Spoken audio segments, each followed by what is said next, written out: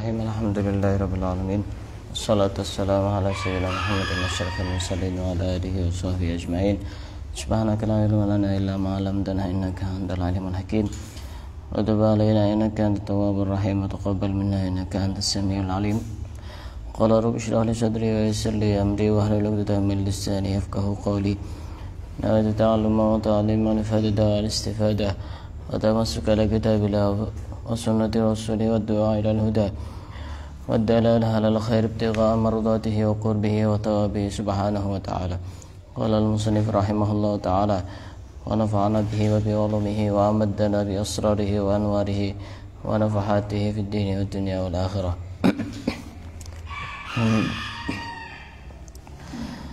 Kita akan lanjutkan membaca kitab Nasaihul Ibad, nasihat untuk hamba-hamba Allah, yang dikarang oleh Asy-Syaikh Nawawi bin Umar dari Banten, Jawa Barat.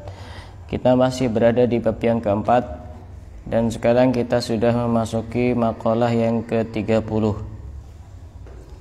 Wal maqalatus salasuna, maqalah yang ke-30, an Aliin radhiyallahu an wa karramallahu wajhah, dari Sayyidina Ali karramallahu wajhah. Siapa Sayyidina Ali? Siapa Sayyidina Ali?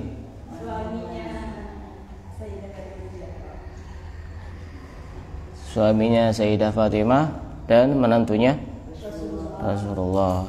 Ini juga masih sepupu dengan Rasulullah. Sayyidina Ali ini mendapatkan julukan khusus, yang lain itu radhiyallahu an, yang Sayyidina Ali itu karramallahu wajhah. Karramallahu wajhah itu artinya semoga Allah memuliakan wajahnya. Kenapa kok berbeda dengan sahabat-sahabat yang lain? Ada 3 alasan setidaknya. Pertama, Sayyidina Ali itu sahabat yang tidak pernah menyembah patung dan berhala, sehingga wajahnya itu wajahnya mulia.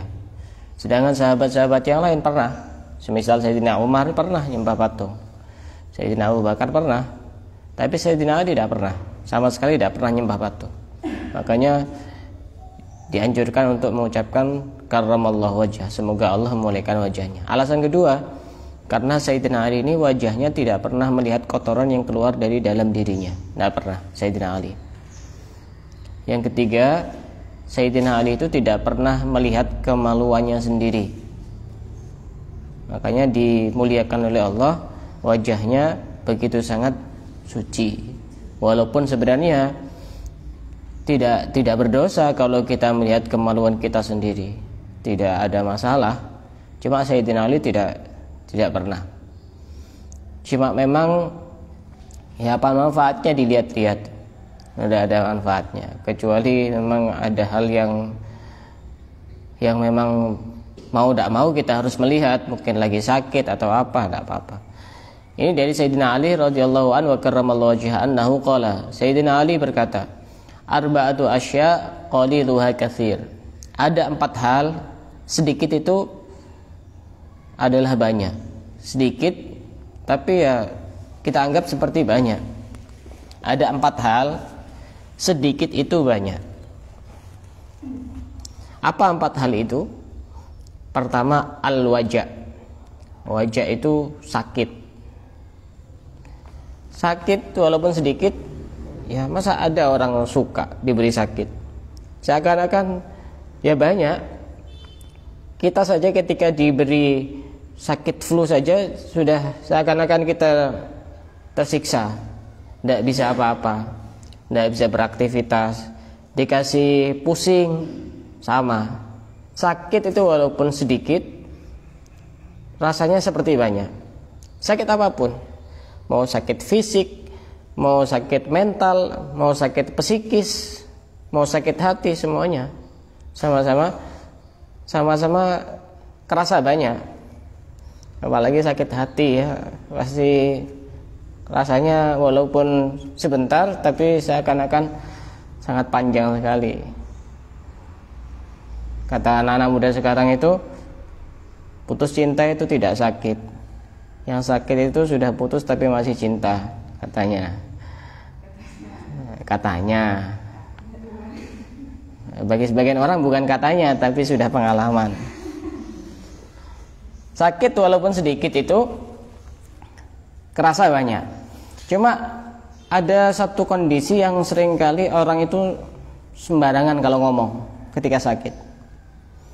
Kadang orang itu karena sakit terlalu lama, atau mungkin sakitnya cuma sebentar, atau lagi ada banyak masalah, kadang-kadang orang itu gampang sekali ngomongnya, lebih baik saya mati saja, tidak ada gunanya saya hidup. Atau kadang ditinggalkan orang, tidak ada gunanya saya lagi hidup gitu. Seperti itu tidak boleh. Sakit separah apapun kita tidak boleh ngomong lebih baik saya mati saja, tidak boleh. Kalaupun kita harus ngomong seperti itu, ada aturannya sebagaimana yang diajarkan oleh Rasulullah. Ya karena memang itu manusiawi. Orang sudah sakit berhari-hari, berminggu-minggu, berbulan-bulan, dan bahkan bertahun-tahun tapi tidak sembuh-sembuh, itu boleh ngomong seperti itu, tapi ada aturannya. Bagaimana cara ngomongnya? Kita ngomongnya seperti ini: ya Allah, jika mati itu lebih baik bagi saya, matikanlah. Tapi jika hidup itu lebih baik bagi saya, maka aku hidupkanlah. Jadi kita langsung tidak memutuskan sendiri, lebih baik saya mati saja. Kamu seakan-akan tahu bahwa matimu itu lebih baik daripada hidupmu. Yang lebih tahu itu Allah. Bisa jadi hidupnya lebih baik. Kenapa? Karena dosanya semakin banyak dikurangi oleh Allah disebabkan karena sakit. Kadang bukan karena sakit, kadang karena terlalu banyak masalah, problem, terlalu banyak pikiran. Lebih baik saya mati saja. Tidak bagus, tidak boleh, hukumnya haram ngomong seperti itu. Hukumnya haram.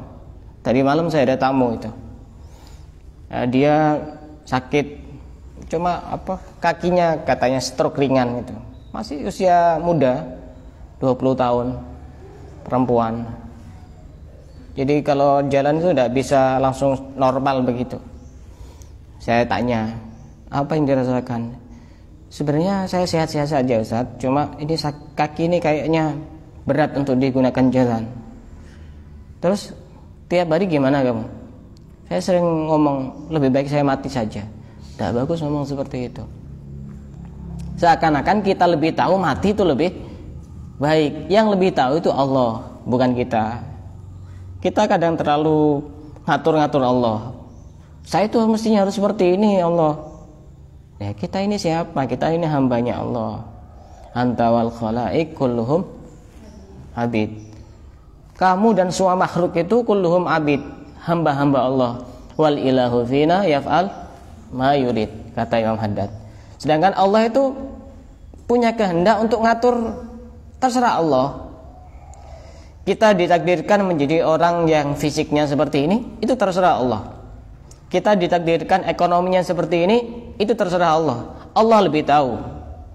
Kalaupun seandainya kita ditakdirkan menjadi orang yang misalkan sangat cantik, misalkan, bisa jadi banyak sombongnya itu. Sudah ada takarannya masing-masing. Nah, sakit itu walaupun sedikit, ya kerasa banyak. Makanya kalau kita pengen banyak bersyukur, sering-sering ke rumah sakit. Mestinya Mbak Aisyah itu harus banyak bersyukur itu. Karena bekerja di puskesmas dan sering ngelihat ada orang sakit, mestinya dia harus banyak ngeles dada. Alhamdulillah saya masih dikasih sehat sama Allah. Orang sakit itu tidak bisa makan enak, itu tidak bisa. Misalkan lagi pantangan dia kolesterol apa-apa, tidak bisa makan sate. Makanya sehat itu kenikmatan yang sangat berharga sekali. Ada orang itu mau makan ini masih pertimbangan, nanti kalau sakit gimana. Sehat ini sungguh luar biasa. Sehat sangat berharga dan akan mengerti tentang berharganya sebuah kesehatan mereka yang lagi sakit. Mereka yang lagi sakit itu sangat mengerti betapa sehat itu sangat mahal. Harga oksigen berapa Mbak Aisyah? Satu plastik. Iya, berapa? 700-an. Untuk berapa lama itu dipakai? Tergantung, kalau sesak banget itu biasanya 1 jam sudah. Sedangkan kita sehari semalam itu butuh menghirup oksigen berapa banyak? Banyak sekali saya pernah baca itu. Ya, anggap saja tadi itu ya, untuk satu kali beli kita harus mengeluarkan uang 700. Anggap saja untuk 1 jam kita kalikan 24 jam berapa? 700 kali 24 berapa sudah? Hampir jutaan kan? Itu untuk 1 hari. Sedangkan kita ini setiap hari menghirup udara itu gratis dari Allah. Kadang urusan sholat sih bolong-bolong, urusan cari ilmu sih males-malesan, kasih sakit sih banyak ngeluhnya. Gratis. Coba datang ke rumah sakit, uang kamu sebanyak apapun tidak bisa bayar oksigen dari Allah. Tidak bisa. Orang sekaya apapun mau bayar oksigen dari kecil sampai sekarang, usia anggap saja usia 20-an, tidak bisa bayar itu. Betapa sehat itu sangat mahal. Kalau orang sudah mencapai usia 70 tahun, itu pasti dia akan merasakan sakit, merasakan sesuatu yang dikeluhkan di dalam tubuhnya walaupun dia tidak punya penyakit. Dan setiap orang itu pasti dikasih sakit sama Allah. Setiap sakit itu salah satu hikmahnya adalah untuk menggugurkan dosa kita masing-masing. Jadi ada hikmahnya, bukan berarti Allah itu zalim kepada saya, tidak adil. Masa saya sudah rajin ibadah, rajin sholat tetap dikasih sakit, tetap dikasih masalah. Kamu yang tidak adil karena kamu tidak bisa mikir gimana mikir yang benar. Mestinya kita harus banyak bersyukur karena masih dikasih sakit. Jadi kadang ada dosa itu yang yang diampuni oleh Allah dengan kita tidak harus membaca istighfar, tidak harus kita meminta ampun, cukup dikasih sakit, kemudian Allah akan mengampuni dosa-dosa kita. Jangankan sakit, kita tertusuk duri pun sedikit itu sudah ada dosa yang dikurangi oleh Allah. Pokoknya segala sesuatu yang menyusahkan kita, yang menyulitkan kita, yang membuat kita itu dalam kondisi terpuruk, tidak usah susah. Berarti kemungkinan dosa kita itu banyak. Dikasih masalah seperti itu sehingga dosa kita itu dikurangi sama Allah. Makanya kata Sayyidina Ali bin Abi Thalib, sakit itu walaupun sedikit ya rasanya ya banyak. Siapa yang pengen sakit? Ya, sehat itu sangat penting sekali dan jarang sekali orang yang sadar bahwa kesehatan adalah juga sebuah kenikmatan. Yang kedua, wal faqru, kefakiran. Kefakiran, kita tidak memiliki hal-hal yang kita butuhkan. Kefakiran ini walaupun sedikit juga terasa banyak. Benar? Iya. Siapa yang pengen fakir? Tapi hakikatnya kita itu semuanya fakir di hadapan Allah. Di dalam Al-Quran itu disebutkan,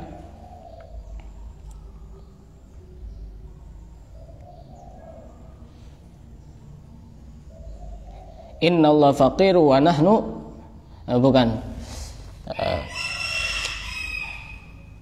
lupa saya ayatnya. Kita itu fakir di hadapan Allah.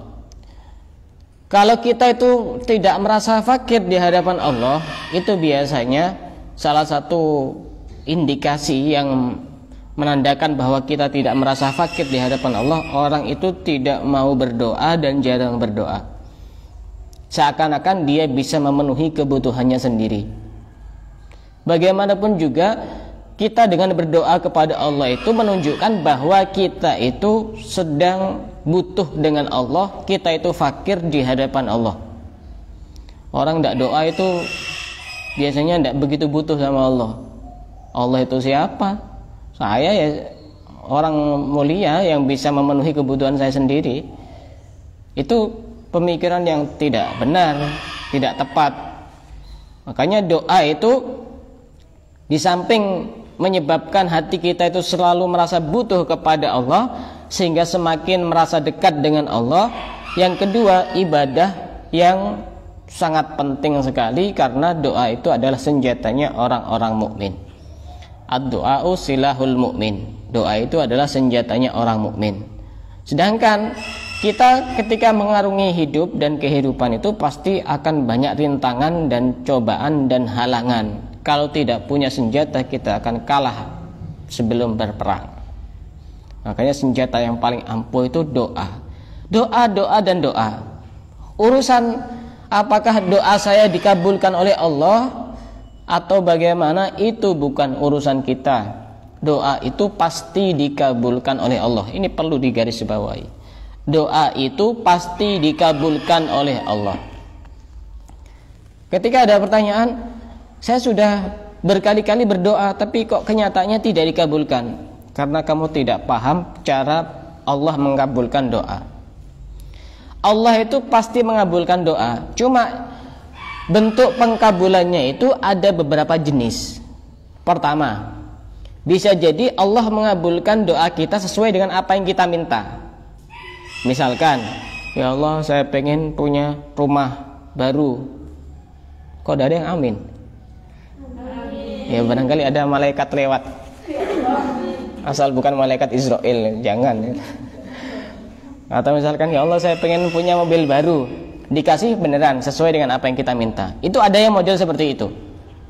Yang kedua, Allah mengabulkan tapi tidak sesuai dengan apa yang kita minta.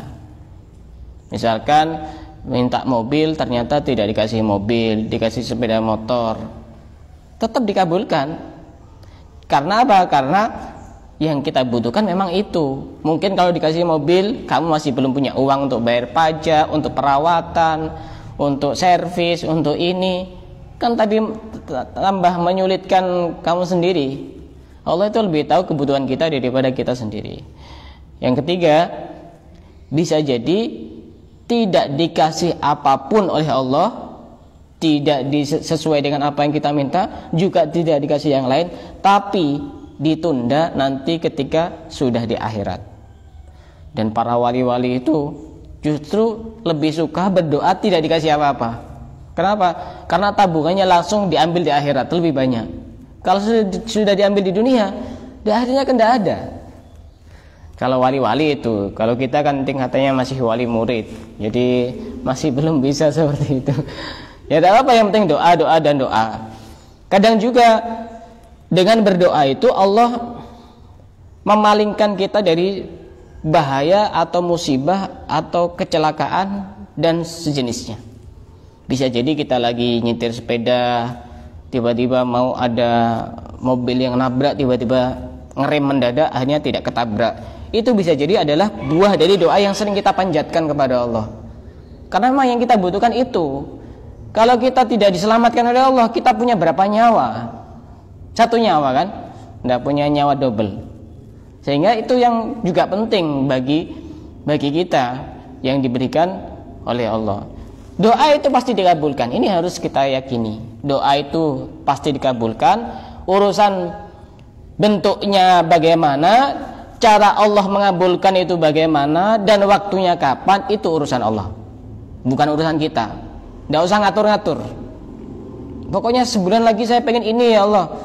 Oh, kamu sebulan lagi tahu keadaan kamu itu seperti apa. Jadi seakan-akan kita itu sering-sering kayak ngatur-ngatur Allah itu. Pokoknya saya harus punya ini, harus punya ini, harus punya itu. Coba nanti pas dikasih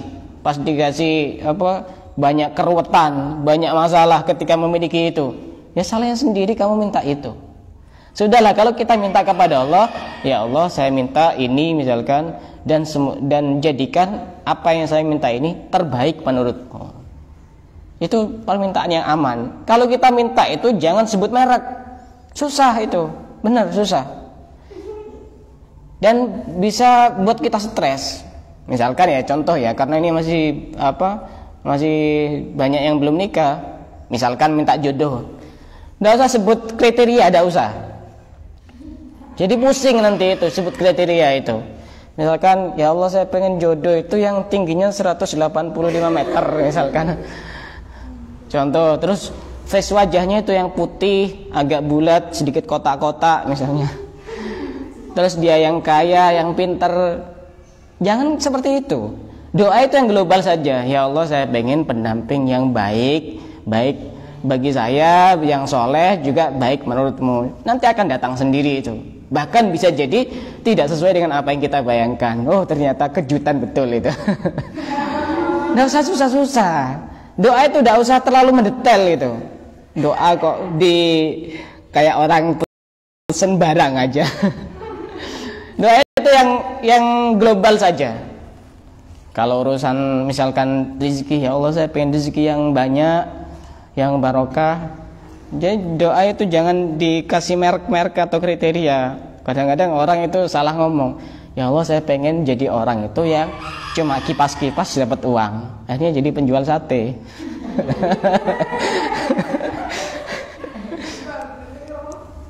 Ya kan penjual sate kan kipas-kipas dapat uang itu. Doa itu yang tidak usah terlalu mendetail. Allah lebih tahu. Dan kadang ada sebagian orang itu yang tidak harus berdoa. Dia banyak melakukan kebaikan, banyak melakukan ketaatan, banyak berzikir kepada Allah. Allah sudah memenuhi kebutuhan-kebutuhannya. Cuma kadang-kadang kita tidak kedua-duanya.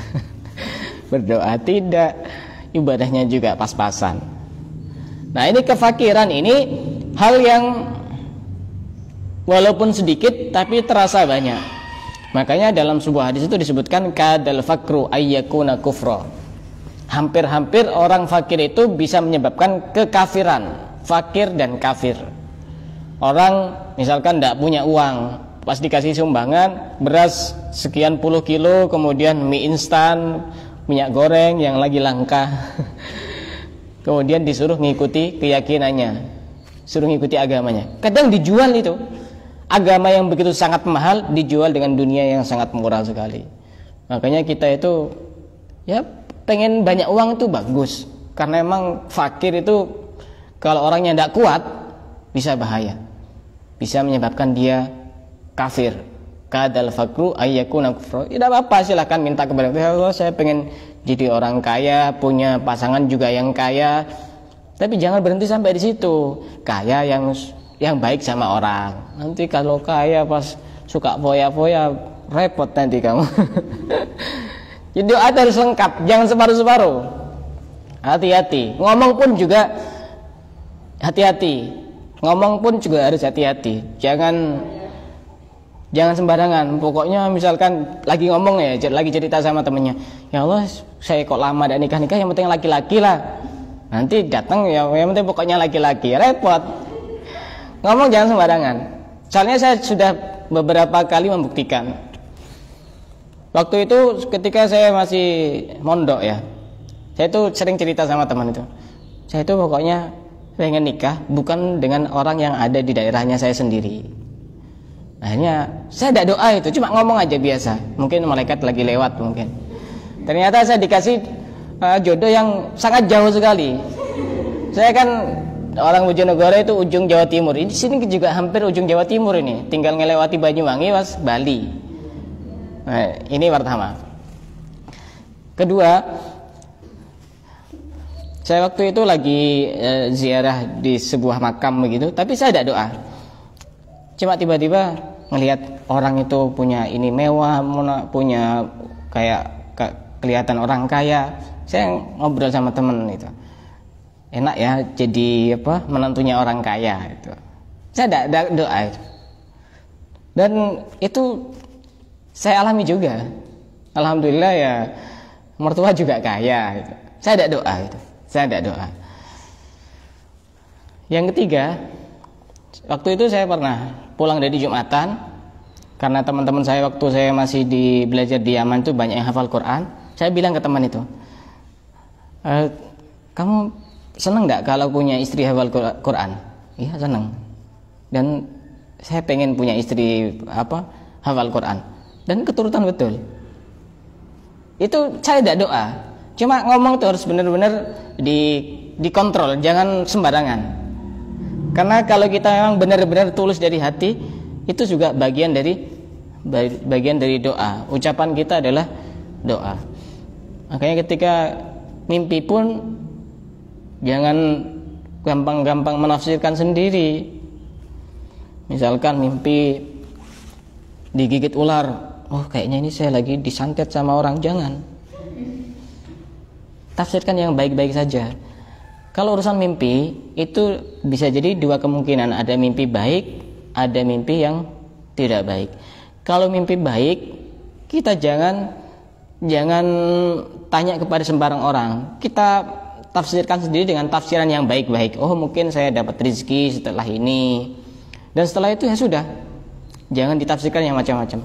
Kalau mimpi buruk, yang harus kita lakukan, pertama, kalau kita itu lagi mimpi, kemudian mimpi buruk, dan kemudian kita terbangun, kita minta perlindungan kepada Allah dengan misalkan membaca A'udzubillahi minasyaitonirrajim. Setelah itu kita meludah ke sebelah kiri 3 kali. Kenapa kok sebelah kiri? Itu kemungkinan setan itu yang ganggu. Ludahi saja setannya itu, asal di sebelahnya tidak ada orang. Kalau ada orang jangan, ada kan setan, mas. Meludah 3 kali. Setelah itu kita rubah posisi tidur. Misalkan kalau tidur awalnya itu dari lambung yang sini misalkan, maka ganti lambung yang sini. Setelah itu jangan cerita kepada siapapun. Jangan cerita kepada siapapun. Setelah itu insya Allah tidak akan terjadi apa-apa. Walaupun mimpi yang seburuk apapun, walaupun sebenarnya itu juga bagian dari orang ngirim sihir atau apa, jangan cerita kepada siapapun. Ketika kita diam dan kita banyak berlindung kepada Allah, tidak akan terjadi apa-apa. Jangan gampang-gampang digigit ular, oh itu nanti dikena paneser apa-apa macam-macam. Tidak usah. Nah, ini fakir walaupun sedikit tapi terasa banyak. Wanaru, dan api. Api walaupun sedikit ya pasti kerasa banyak.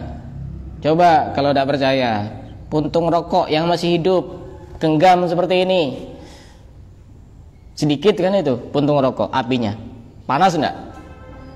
Ya panas. Makanya orang yang berpegang teguh kepada agama itu diibaratkan seperti memegang bara api. Memegang bara api. Kalau tetap dipegang, dia yang terbakar. Ya, orang berjuang itu pasti banyak ininya, banyak rintangannya, pasti terbakar. Tapi kalau dilepaskan, sininya yang kebakar ini. Orang itu sudah jadi orang yang tidak benar karena kita lepaskan api itu.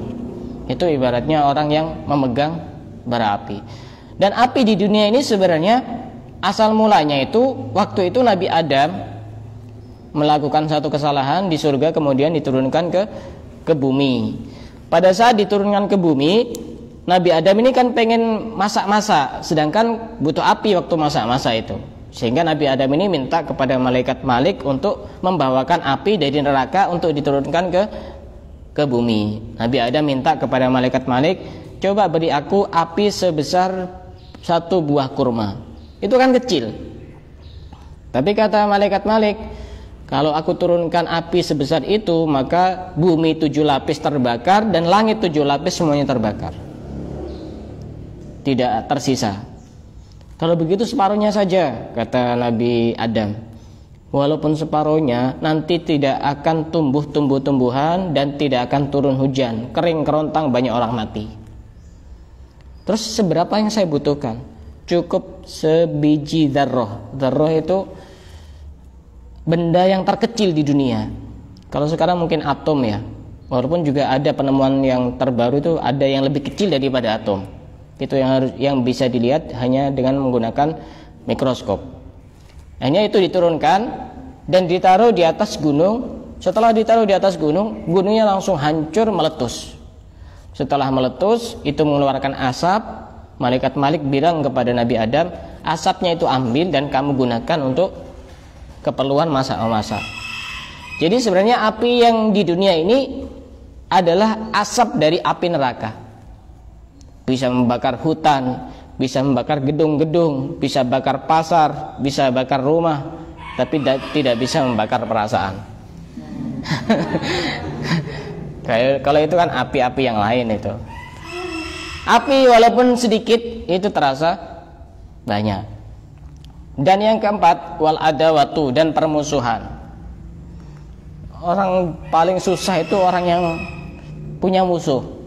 Hidupnya sempit, kemana-mana khawatir ketemu sama musuh. Sedangkan musuh kita itu ada beberapa yang menjadi musuh kita. Pertama adalah setan. Ini musuh yang nyata. Inna syaitana lakum aduun fattakhiduhu aduwa. Setan ini adalah musuh yang nyata, maka jadikanlah setan sebagai musuh. Al-Quran bahasanya sangat indah, mengabarkan bahwa setan itu adalah musuh. Tapi ditambahi lagi, maka jadikanlah setan sebagai musuh. Kenapa? Karena kadang orang sudah sadar bahwa setan adalah musuh, tapi dia jadikan sebagai temannya. Ya kenyataannya disuruh tidak sholat, ya tidak sholat. Suruh maksiat ini ya tetap dilakukan. Ini berarti kan dia paham dia adalah musuh, tapi dijadikan sebagai temannya. Setan pasti ini musuh ini. Yang kedua adalah nafsu kita sendiri, hawa nafsu. Cara untuk memusuhi ya dengan kita tidak menjalankan apa-apa yang diperintahkan oleh hawa nafsu kita sendiri. Dunia ini juga bagian dari musuh, karena dunia seringkali melalaikan orang untuk beribadah kepada Allah, melakukan ketaatan kepada Allah. Dan yang keempat adalah diri kita sendiri, musuhnya itu. Maka ini semuanya musuh. Karenanya Nabi Sulaiman itu pernah berpesan kepada putranya, la tastaksir ayyakuna laka alfa sadiq fal alfu qalil. Jangan merasa banyak mempunyai 1000 teman, karena 1000 itu sedikit. Wala tastaqil ayyakuna laka aduwwun wahidun fal wahidu katsir. Dan jangan merasa sedikit punya satu musuh, karena satu musuh itu adalah banyak. Ini pesan saya Nabi Sulaiman kepada putranya. Kalau teman itu sebanyak-banyaknya, karena 1000 teman itu sedikit. Tapi kalau musuh, jangankan 1000, satu itu sudah banyak. Kita bisa diuber-uber itu kalau punya musuh satu. Makanya jangan sampai kita itu punya musuh walaupun cuma satu. Urusan orang lain memusuhi kepada kita itu urusannya sendiri. Yang penting kita tidak berbuat salah kepada dia atau macam-macam, itu tidak masalah. Yang penting kita tidak mau musuhan sama orang. Dan permusuhan yang paling sulit untuk dihentikan itu satu. Permusuhan disebabkan karena sifat iri. Kalau permusuhan karena disakiti, karena dipukul, karena dihina, karena dibully, bisa berhenti.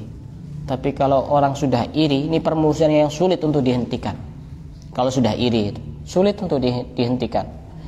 Makanya di sini walaupun satu kan sedikit, tapi kalau itu urusan permusuhan sama seperti banyak. Akan saya ulang kembali, ada 4 hal di mana sedikit itu sama dengan banyak. Pertama adalah sakit, yang kedua adalah fakir, kefakiran, yang ketiga adalah api, dan yang keempat adalah permusuhan. Itu kata Sayyidina Ali bin Abi Thalib karramallahu wajhah. Dari sini ada yang mau ditanyakan? Silakan. Iya, silakan.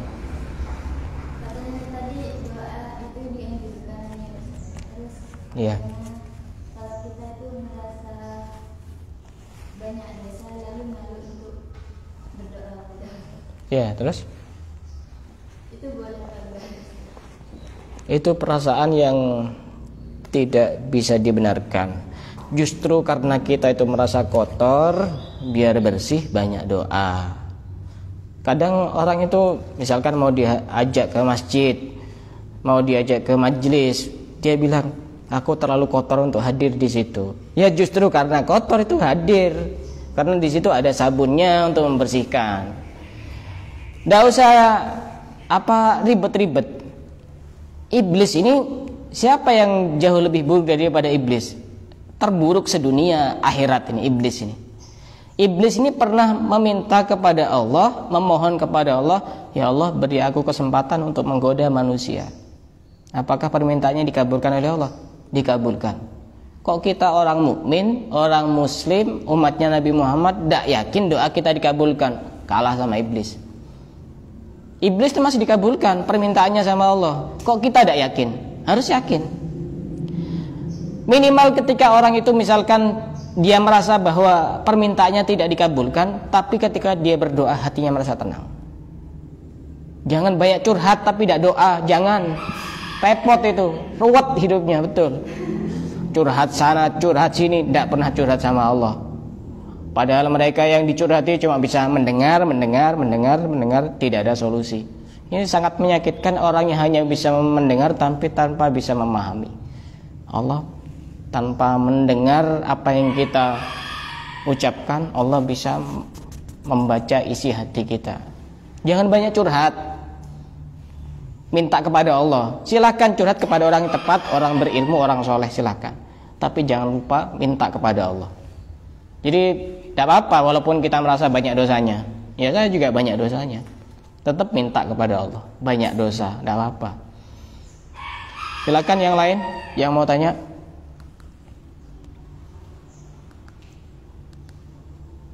Silakan yang mau bertanya. Malu bertanya? Nggak usah nanya. Silakan Mbak Diana mau tanya. Ini sebenarnya banyak pertanyaan kalau Mbak Diana itu. Cuma sukanya tanya japri aja itu. Ya? Ya. Sudah cukup ya? Sudah. Cukup. Wallahu a'lam bishawab.